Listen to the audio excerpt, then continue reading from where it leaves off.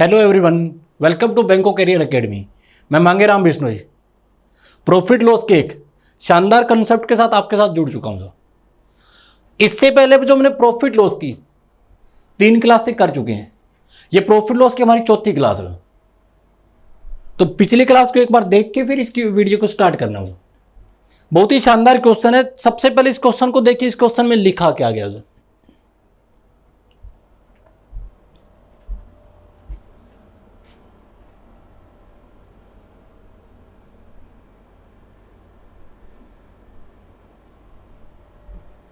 एक फल विक्रेता एक्स अमरूद को वाई रुपए में खरीदता है। एक्स अमरूद को वाई रुपए में खरीदता है और वाई अमरूद को एक्स में बेचता है। एक्स बड़ा है वाई से, तो उससे लाभ हुआ हानि हुई, ऑप्शन दे रखे, तो ये अपने को निकालना है। तो देखिए ऐसे क्वेश्चन में एक तरफ क्वांटिटी, एक तरफ आप क्या रखोगे क्वांटिटी, दूसरी तरफ आप क्या रखोगे प्राइस। एक तरफ आप रखोगे क्वांटिटी, दूसरी तरफ क्या रखोगे प्राइस। अब जो एक्स अमरूद वह वाई रुपए में खरीदता है, कितनी क्वांटिटी खरीद रहा है वो एक्स, कितने रुपए में वाई में, ये उसके लिए क्या है क्रय मूल्य। ये उसके लिए क्या है क्रय मूल्य। और वाई अमरूद एक्स में बेच रहे हैं, वाई अमरूद वो कितने में बेच रहा है एक्स में, ये उसके लिए क्या है विक्रय मूल्य। ये अपने को देख। अब देखो जो अपनी जो जाट बुद्धि नहीं, बनिए वाली बुद्धि लगानी। जितना सामान खरीदेंगे उतना ही बेचेंगे। सामान खरीदा कितना हमने एक्स, बेचा कितना वाई में, तो दोनों में वस्तुएं बराबर होनी चाहिए। क्या बराबर होनी चाहिए वस्तुएं। वस्तुएं बराबर होने के लिए इसको वाई से गुणा करें तो इसको किससे गुणा करें एक्स से। तो ये तो आपका वाई से गुणा हो गया, ये किससे गुणा हो गया एक्स से। ये वाई से गुणा हो गया ये एक्स से। तो ये तुम्हारे लिए क्रय मूल्य है वाई स्क्वायर, विक्रय मूल्य है एक्स स्क्वायर।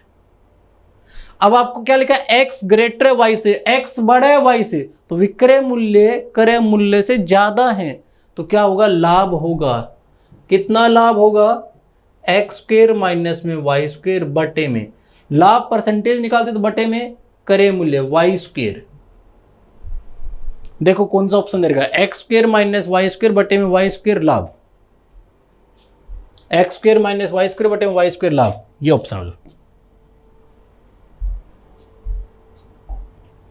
सेम क्वेश्चन हो। बस ये याद रखना एक तरफ रुपीस दूसरी तरफ क्वांटिटी, एक तरफ रुपीस दूसरी तरफ क्वांटिटी।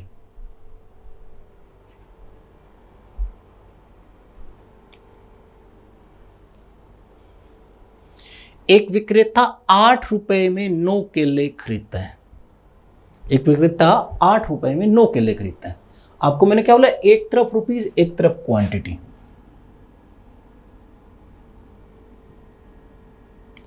8 रुपए में 9 केले खरीद रहे हैं और 9 रुपए में 8 केले बेचते हैं। 9 रुपए में 8 केले बेचता, ये एसपी है। जो ऐसे क्वेश्चन में क्वांटिटी को बराबर करना है, क्वांटिटी को बराबर करने के लिए इसको 8 से गुणा तो इसको 9 से गुणा। वस्तुएं बराबर रखने तो ये 8 से गुणा तो ये 9 से गुणा। यहां तक चीजें समझ में आ गई। अब देखो जो क्रय मूल्य कितना है 64, विक्रय मूल्य कितना 81। 64 में खरीद के 81 में बेच रहे हैं। क्रय मूल्य है हमारा 64, विक्रय मूल्य है हमारा 81, तो कितना प्रॉफिट होगा। 64 में खरीद के 81 में बेच रहे, कितना प्रॉफिट कमा रहे हैं हम 17 का प्रॉफिट कमा रहे हैं। किस पे 64 पे, गुणा में 100, गुणा में 100। अब देखो तो इसको सिंप्लीफाई करेंगे, 4 से कट किया ये 25, 4 से इसको कट किया 16, 17 और 25 की गुणा करते हैं तो 17 पंजे 85, 17 दूनी 34 और 8 हो गए 42, भाग में 16, भाग में कितना आ गया 16। तो 16 दूनी 32, 16 दूनी 32, क्या बच गया 10 और 5, 16 6 96, कितना बच गया, 9 और 0, 9 और 0, तो 26 पॉइंट क्या हो रहा है, समथिंग प्रॉफिट हो रहा है। 26 पे एक ही ऑप्शन दे रखा प्रॉफिट में, ये ऑप्शन है 26.56 का क्या होगा, प्रॉफिट होगा। 26 पॉइंट समथिंग चल रहा है ना, तो आगे कैलकुलेशन नहीं करोगे, सेम क्वेश्चन है।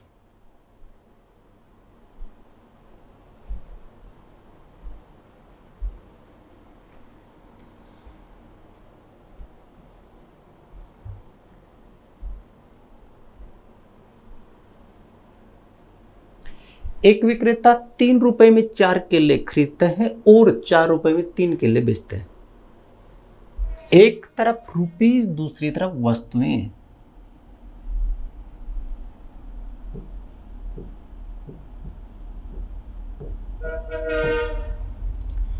तीन रुपए में वे 4 केले खरीदता है। 3 में कितने खरीद रहे हैं, 4, ये इसका लिए क्या है, क्रय मूल्य।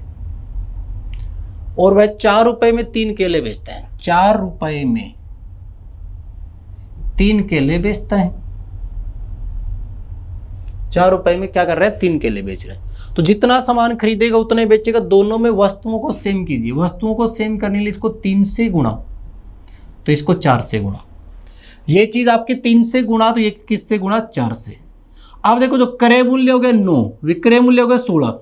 9 में खरीद के 16 में बेच रहे हैं, तो कितना लाभ कमा रहे हैं, 7 का लाभ कमा रहे हैं। 9 में खरीद के 16 में बेच रहे हैं, 7 का लाभ कमा रहे हैं किस पे, 9 पे, और गुणा में 100। तो आंसर क्या आ जाएगा, 77.77% का प्रॉफिट, 77.77 का प्रॉफिट। ये पीछे वाला क्वेश्चन है जो हमने लास्ट क्लास में किया था। करो इस क्वेश्चन को, करो।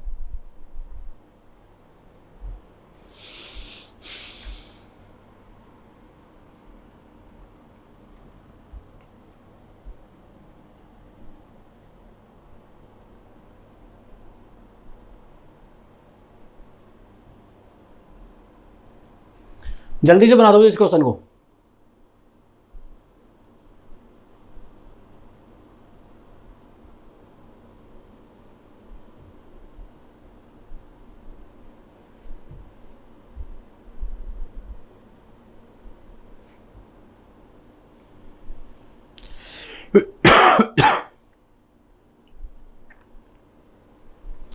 एक थैले को 20% लाभ पर बेचा गया। 20% को फ्रैक्शन में क्या लिखते हैं, 1/5। क्या लिखते हैं, 1/5। तो इसका क्रय मूल्य यदि 5x है तो विक्रय मूल्य इसका कितना है, 6x। क्रय मूल्य इसका 5x है तो विक्रय मूल्य कितना है, 6x। यदि थैले की कीमत 350 रुपए कम कर दें, ये 5x थी जिसको 350 रुपए कम कर दिया, 5x माइनस 350। विक्रय मूल्य को 400 रुपए कम कर दें, 6x माइनस में 400। तो 2% अधिक लाभ होगा। पहले 20% होगा, 2% अधिक, तो अब लाभ कितना होगा, 122। ये हो गया 100/122, 100/122। अब इसको सिंप्लीफाई करते हैं, 2 से कट के ये 50 और ये 61। अब मल्टीप्लाई कर लेते हैं। ऐसे क्वेश्चन में जो कोई ट्रिक्स नहीं बनेगी, यही कंसेप्ट चलेगा। तो 61 के 5 से मल्टीपल किया तो ये हो गया 305x माइनस में 350 गुणा 61 बराबर है 300x माइनस में 400 गुणा 50। इस 300x को उठा के इधर ले आओ, तो ये क्या हो गया, 5x। क्या बच गया, ये 5x बराबर है माइनस का 400 गुणा 50 प्लस में 350 गुणा 61। दोनों में से जब हम 50 कॉमन ले लेते हैं, क्या ले लेते हैं, 50 कॉमन ले लेते हैं। 50 कॉमन ले लेंगे तो ये क्या बच गया, यहाँ पे माइनस का 400 प्लस में 50 कॉमन ले लेंगे तो यहाँ 7 हो जाएगा। 7 की इसके साथ मल्टीपल करो तो ये हो गया 427। तो माइनस 400 प्लस 27 कितना हो गया, 27। तो 5x बराबर है हमारा 27 गुणा 50। 27 गुणा 50 कितना होता है, 1350। 1350। सीपी क्योंकि हमारा कितना था 5x, और 5x की वैल्यू आ गई 1350।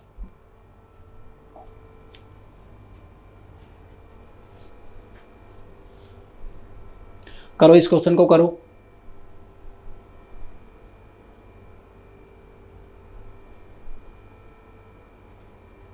किसी मेज को 400 रुपए के स्थान पे 350 में बेचने में 5% हानि में वृद्धि हुई। जो 400 के स्थान पे 350 में बेचे, प्राइस कितना घटाया 50 रुपए, तो हानि कितनी हो बढ़ी 5%। 5% बराबर है 50 के, तो 1% बराबर है 10 के, 100% बराबर है 1000। अब जो 100% का मतलब जितना हमारा क्रय मूल्य है उतनी हानि, तो 100% का मतलब क्या होता है 1000। तो उस वस्तु का क्रय मूल्य कितना, तो आंसर क्या आएगा 1000 रुपए। सेम क्वेश्चन है जो अभी हमने क्वेश्चन किया था।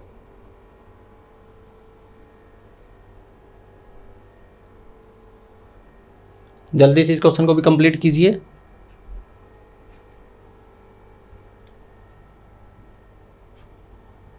किसी व्यक्ति ने 10 रुपए में 11 नग के भाव से खरीदे और 11 रुपये में 10 नग के भाव से बेच दिए। परिणाम स्वरूप लाभ या हानि प्रतिशत में ज्ञात कीजिए। जल्दी क्वेश्चन कीजिए। अब इस क्वेश्चन में टाइम नहीं लगना चाहिए।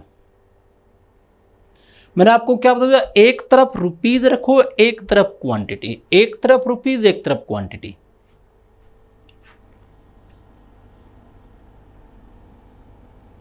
वह 10 रुपए में 11 नग खरीद रहे हैं, यह उसके लिए क्रय मूल्य है। वह 11 रुपए में 10 नग बेच रहा है, ये उसका विक्रय मूल्य है। याद रखना जो आपको हमेशा वस्तुओं को सेम करना, जितना सामान खरीदेंगे उतना ही बेचेंगे। वस्तुओं को सेम करने के लिए इसको 10 से गुणा, तो इसको 11 से गुणा, तो ये चीज आपकी होगी 10 से गुणा, तो ये चीज आपकी होगी 11 से गुणा। अब वस्तु परसेंटेज में निकालना, तो यहीं पे क्वेश्चन खत्म। तो ये क्रय मूल्य हो गया 100 रुपए, विक्रय मूल्य हो गया 121। 100 में खरीद के 121 में बेच रहे हैं, 100 में खरीद के 121 में बेच रहे हैं, कितना लाभ कमा रहे, 21 का लाभ कमा रहे, किस पे 100 पे। कितना प्रतिशत हो जाएगा, तो आंसर क्या आ जाएगा 21%। कितना आंसर आ जाएगा 21%। सेम एग्जांपल है।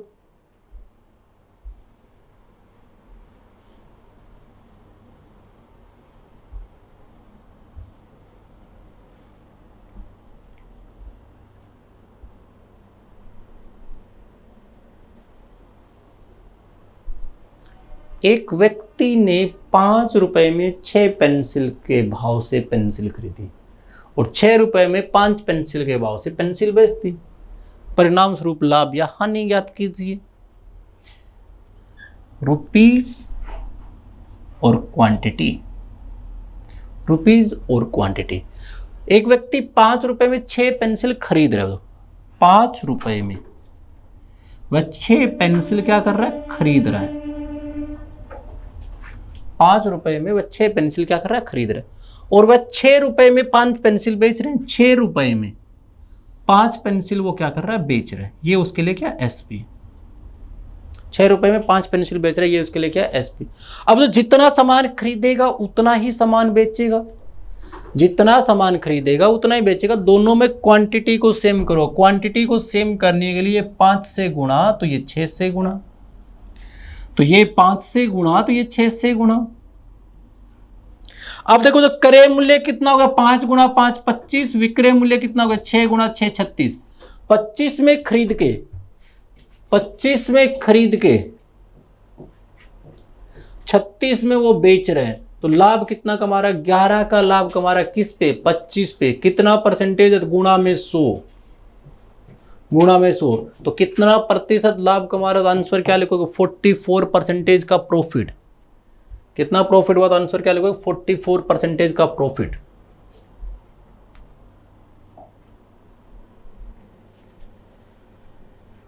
जल्दी से इस क्वेश्चन को कंप्लीट कीजिए। सेम क्वेश्चन है।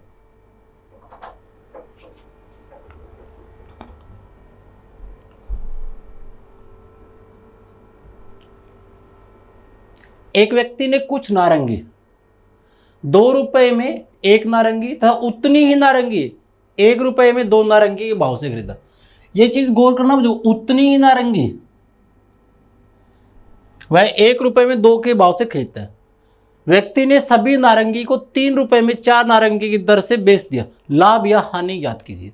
पहले जो वो 2 रुपए में कितनी नारंगी खरीद रहा है? 1। ये रुपीज है, ये वस्तुएं, ये रुपीज है, ये वस्तुएं। अब वह 1 रुपीज में कितनी खरीद रहा है? 2। 1 रुपीज में कितनी खरीद रहा है? 2। यही भी तो खरीदने वाला प्राइस। दोनों में क्या लिखा? उतनी नारंगी। दोनों में वस्तुएं सेम है, जितनी वस्तु यहां खरीदी उतनी यहां पे खरीदी। वस्तु सेम करने के लिए इसको 2 से गुणा, तो इसको भी 2 से गुणा। तो कुल मिला के देखो, जाओ हमारे पास 2 वस्तु ये होगी, 2 ये होगी। कितनी वस्तु होगी? 4 वस्तु होगी। कितनी वस्तुएं होगी? 4। 4 वस्तु उसने खरीदी है कितने रुपए में? 4 रुपए ये हो गए, 1 रुपए ये हो गए। कितने में खरीदी है? 5 रुपए में। 4 वस्तु वह खरीद रहे 5 रुपए में, जबकि वह 4 नारंगी बेच रहा है 3 रुपए में।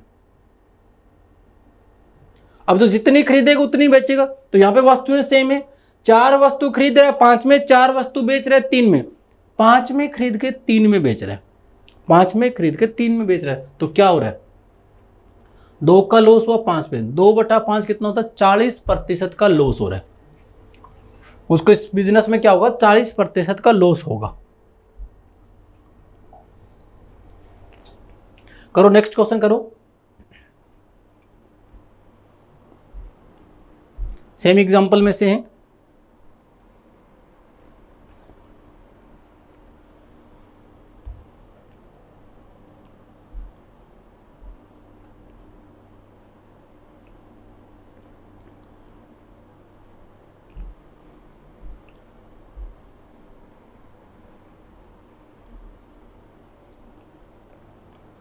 एक व्यक्ति ने कुछ संतरे 1 रुपए में 5 संतरे तथा उतने ही संतरे 1 रुपए में 4 संतरे के भाव से खरीदे।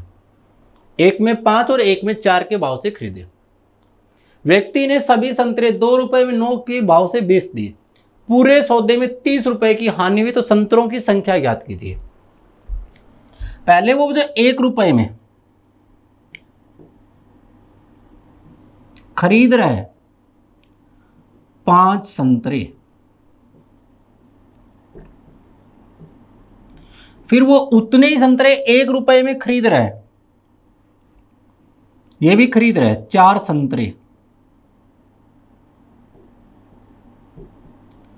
याद रखना, तो यहां पे क्या लिखा है? उतने ही संतरे। दोनों में संतरों की संख्या क्या होनी चाहिए? सेम।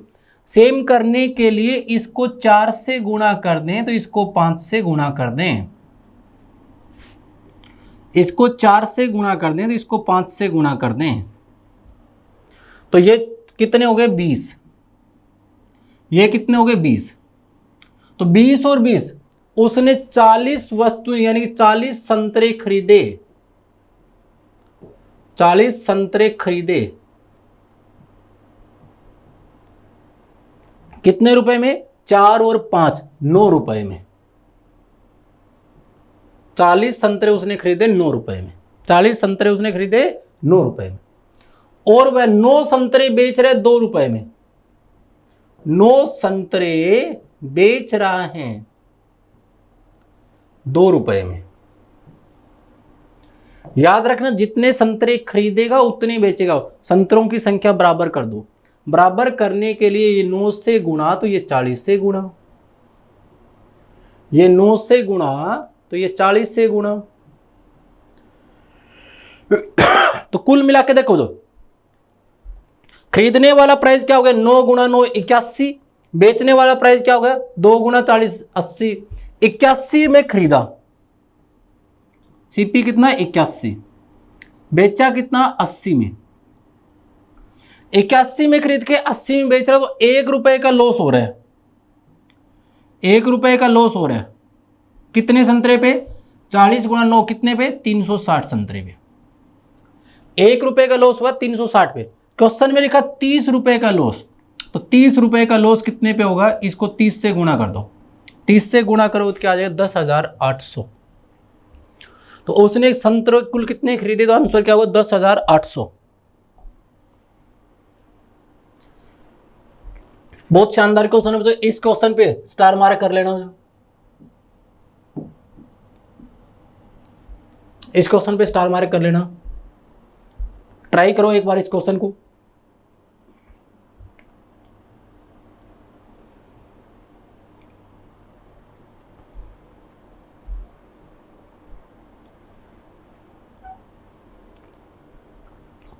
जल्दी से ट्राई करो एक बार इसको।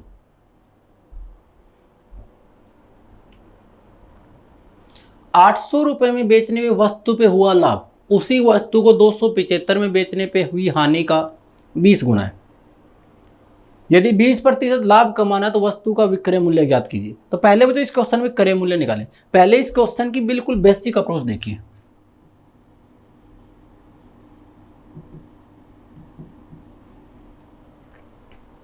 सेलिंग प्राइस कितना है?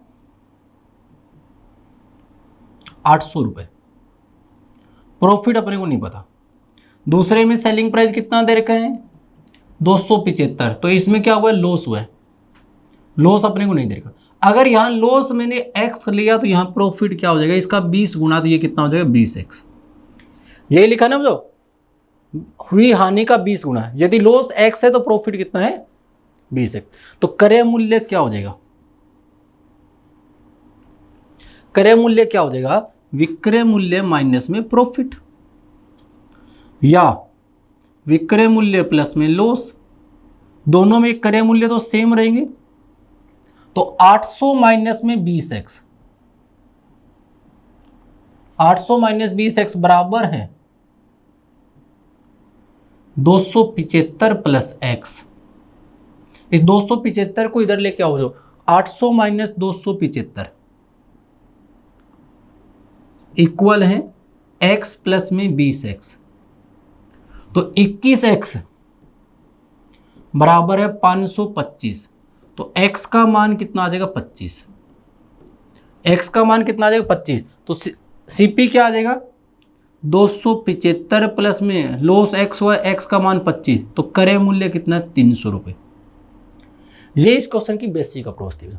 अब ऐसा क्वेश्चन कभी भी एग्जाम में आ जाए, कभी भी एग्जाम में दिख जाए, तो इस क्वेश्चन को कैसे करेंगे? बेसिक कंसेप्ट समझ में आया? एक बार बेसिक नोट कर लेना, फिर इसका डायरेक्ट ट्रिक्स देखना कैसे इस क्वेश्चन को बना देंगे। जल्दी से विद इन 30 सेकेंड इसको कैसे पूरा किया जाएगा। जब भी एक वस्तु के 2 सेलिंग प्राइस आपको दे रखे हैं, आप इन दोनों के बीच का अंतर निकाल लोगे।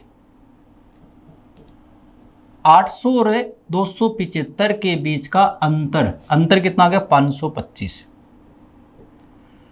अंतर कितना आ गया? 525। इसमें सेल किया तो आपको हुआ लॉस, इसमें सेल किया तो आपको हुआ प्रॉफिट।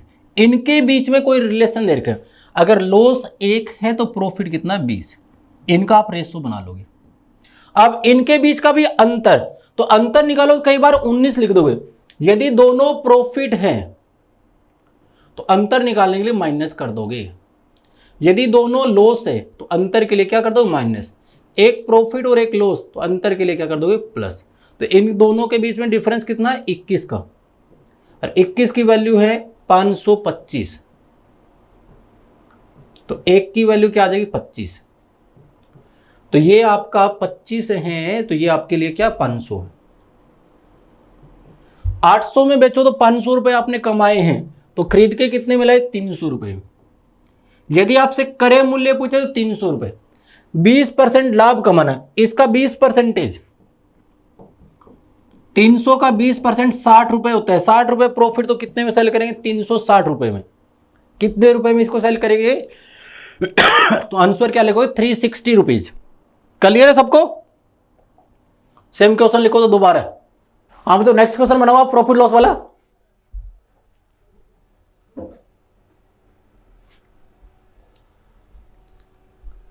देखिए, जो आपको मैंने अभी कितनी बार इसी टाइप के क्वेश्चन को समझाया। जब भी एक वस्तु के दो विक्रय मूल्य दे रखे तो आपको इन दोनों सेलिंग प्राइस के बीच का डिफरेंस निकालना है।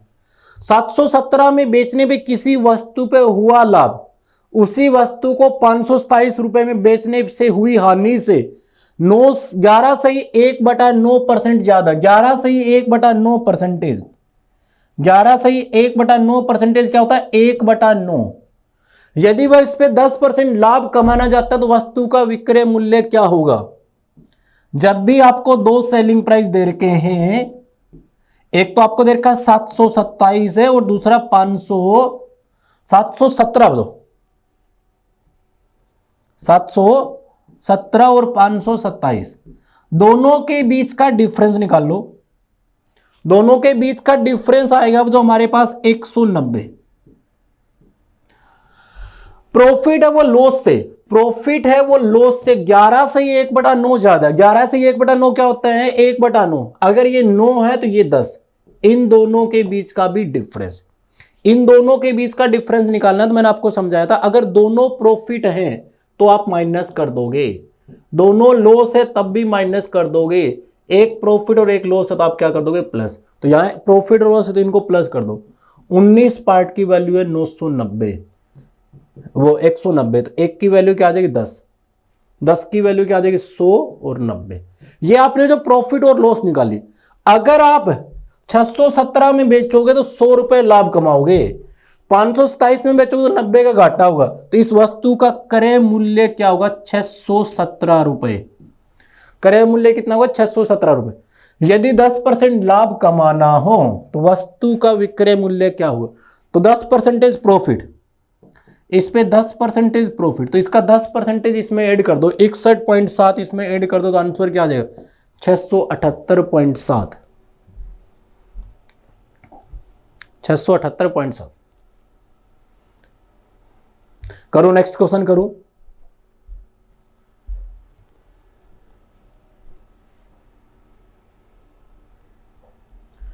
ए ने किसी वस्तु को बी को 25% मुनाफे में बेची, लेकिन बी ने सी को 10% घाटे में बेची, सी ने डी को 20% फायदे में बेची।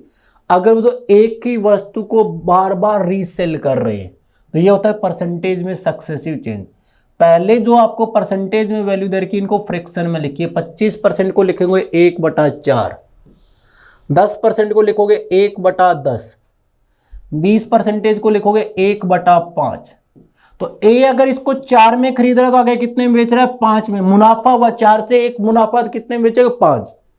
ये 10 में खरीद रहा तो एक नुकसान कितने में बेच रहा है 9। ये 5 में खरीद रहा तो एक प्रॉफिट कितने में बेच रहा है 6। इनकी मल्टीपल शुरुआत वाली वैल्यू है, इनकी मल्टीपल लास्ट वाली वैल्यू है। कुछ क्रॉस में कट हो रहा तो कट कर दो, इस 5 से 5, ये 2 और ये 3, क्या बन गया 20/27। तो ये शुरुआत वाली वैल्यू। अगर ए 20 में खरीदेगा तो डी इसको 27 में खरीदेगा। अब डी ने कितने में खरीदा 27 में, तो 27 की वैल्यू 27, तो 27 की वैल्यू 27, तो 20 की वैल्यू क्या हो जाएगी 20। तो ए इसको कितने रुपए में खरीद रहा है तो आंसर क्या है 20 रुपए में। एक के लिए क्रय मूल्य कितना तो आंसर क्या होगा 20 रुपीज।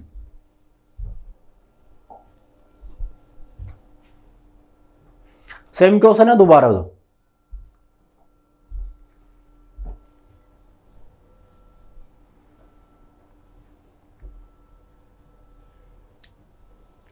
ए ने एक कलम को 20% मुनाफे पे लेके बी को बेचता है, बी से सी को 10% लाभ पे बेचता है, सी से डी को 12.5% मुनाफे बेचता है।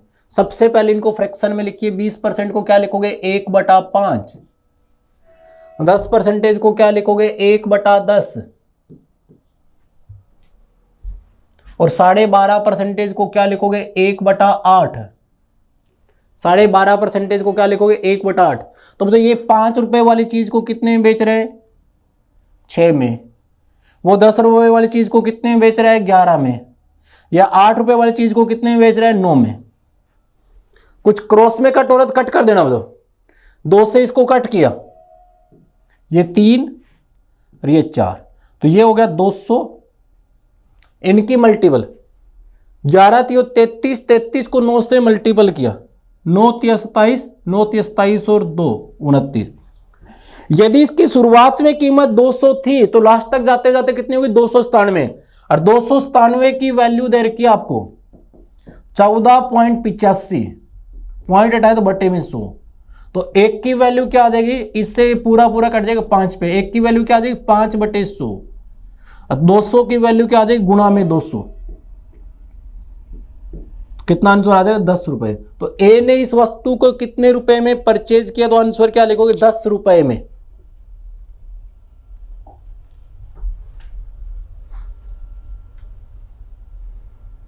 करो नेक्स्ट क्वेश्चन करो।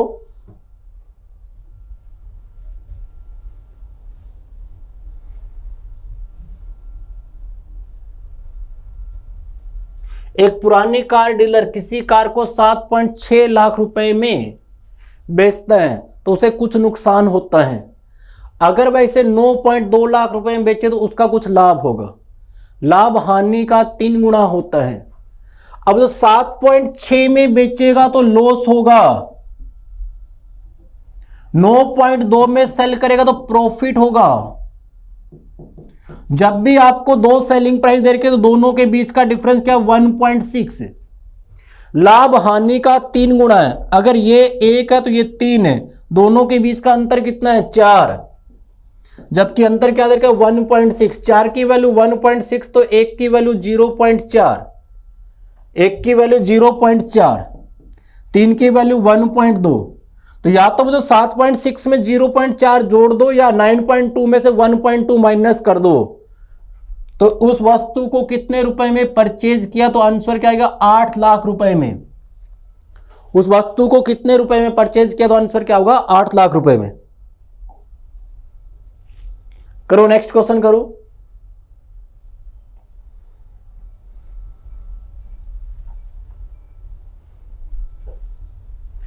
एक खनिक किसी व्यापारी को 40% लाभ पर एक हीरा बेचता है और व्यापारी इसे 25% लाभ पे ग्राहक को बेच देते हैं।